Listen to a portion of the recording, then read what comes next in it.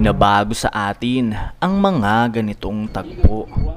Mga taong desperadong makakuha ng pera sa kani-kanilang inamplayan na insurance company.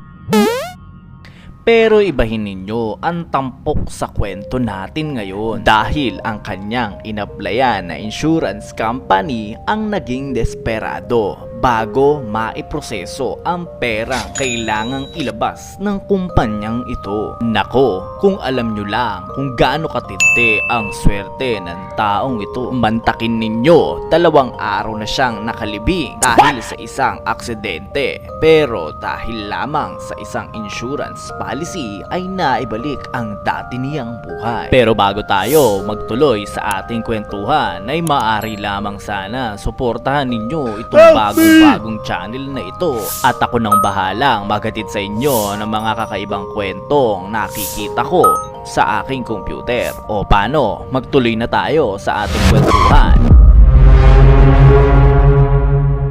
Itong ating bida na si Angelo Hayes ay idineklarang patay matapos masangkot sa isang aksidente sa motor.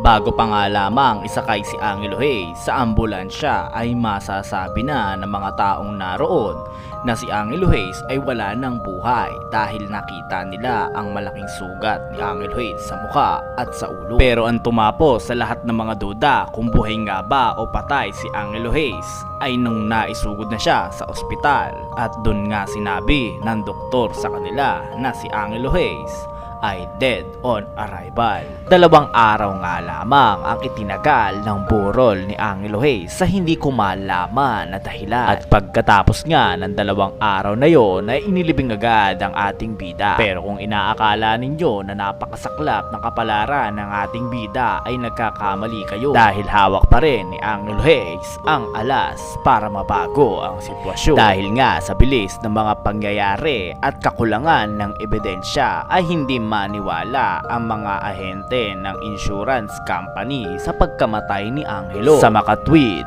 walang paraan para matanggap nila ang pera kundi hukayin ang bangkay ni Angelo Hayes. Nang naaprubahan nga ng partido ni Angelo Hayes ang paghukay sa puntod niya ay sinimulan agad ito at pagkakuha nga sa bangkay ni Angelo Hayes ay isinalang agad ito sa isang autopsiya. At habang iniimbalsamo nga ang katawan ni Angelo Hayes ay laking gulat na lamang na nag-iimbalsamo nang nakakita siya ng pawis sa mukha ni Angelo.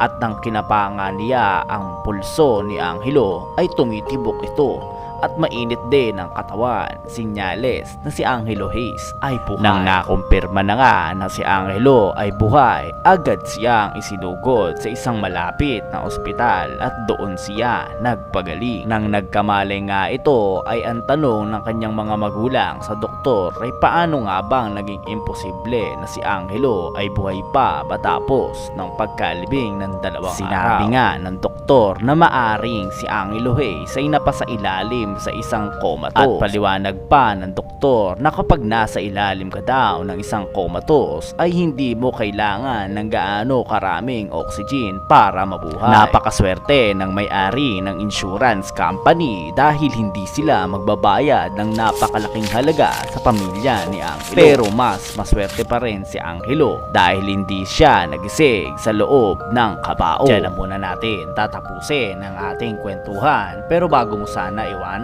ng aking channel ay maaari lamang sana na pakipindot na muna ang like button kung nagustuhan mo ang ating istorya. Baka naman mapagtripan mo din na sumubscribe sa aking channel para lagi kang updated sa mga ilalabas kong mga bagong video. Salamat sa iyo, idol. Yun lang.